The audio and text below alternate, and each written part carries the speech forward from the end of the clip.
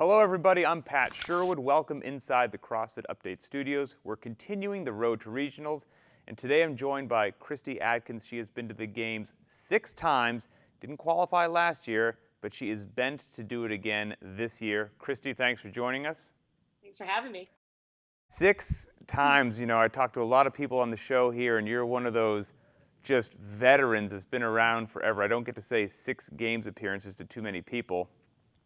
We were chatting before the interview, and we kind of talked about how, it just used to be expected. You show up to the games, of course you're going to go, but it didn't shake out that way last year. You just missed a qualifying spot at the Atlantic Regional, even though you had 4 top 5 finishes.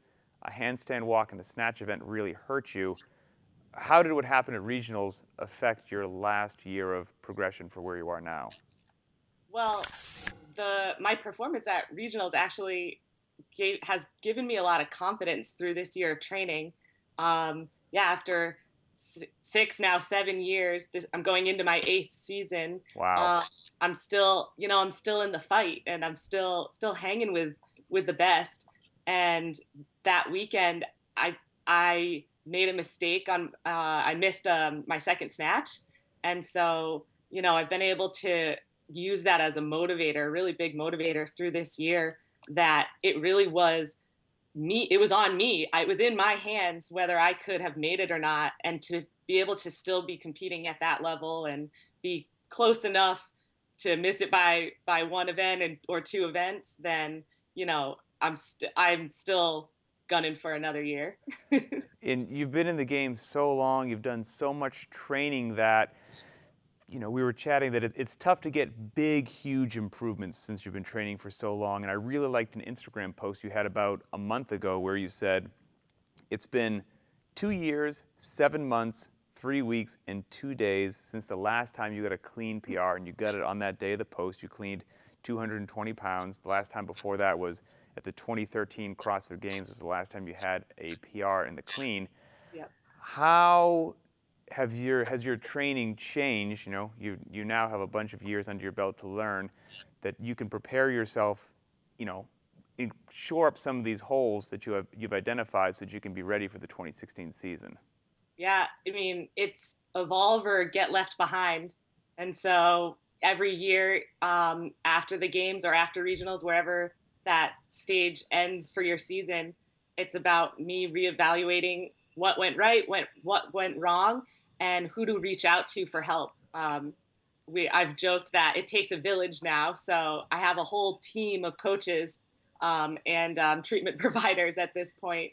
And so that's been a huge part of the evolution, to be able to get a clean PR and recently a snatch PR this late in the game. And it's particularly a milestone this year because I tore my bicep in October, had surgery, and they told me I would be cleared for all movements a month out from the Open, and I was.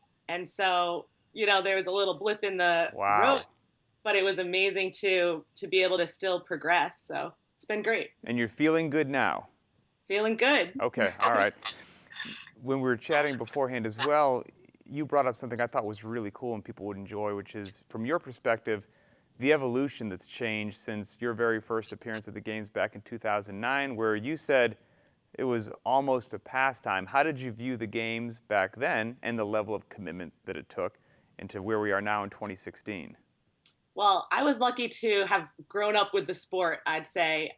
So my first year competition was 2009, went to the Games. 2010, went to the Games. 2011, went to the Games. And after that 3rd year, those first 3 years, it did feel, it was a hobby. It was a fun hobby, something I knew I cared a lot about, but it was a hobby. And then my placement in 2011 was 21st place compared to 6th place the last 2 years. And so I knew that I had to, if I wanted to continue to compete at that level, I had to make some changes. And it was an opportunity I couldn't pass up. So every year since has kind of evolved to going all in more and more and more, actually to the point where this 2015 and then now 2016 season, I am full-time training and part-time working, whereas before it was the opposite.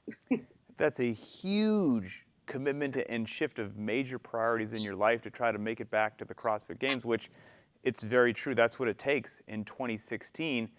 But to rearrange such major pieces in your life means getting back to the games is exceedingly important to you. Why is it so important for you to make it back? Well, it's been amazing to see the level of community and enthusiasm grow with the sport just as I have, and I've realized what an honor it really is to be among the fittest at the games. And the fact that the last few years I've still been able to get back to the games and compete among the fittest, it's something that if I'm still in the fight, I want to train my butt off to get back there. It's to me the pinnacle of my sporting career. I didn't have glory days quite so much in college or in high school, and so this is our Olympics, and the fact that I still have a shot to get there is enough to drive me to want to change my life and rearrange it around something that I'm passionate about, and I happen to still be doing well. We know you're an incredibly talented athlete and one heck of a fighter. Anyone who's watched you compete knows that. So we wish you nothing but the best at regionals. Thank you for giving us some of your time.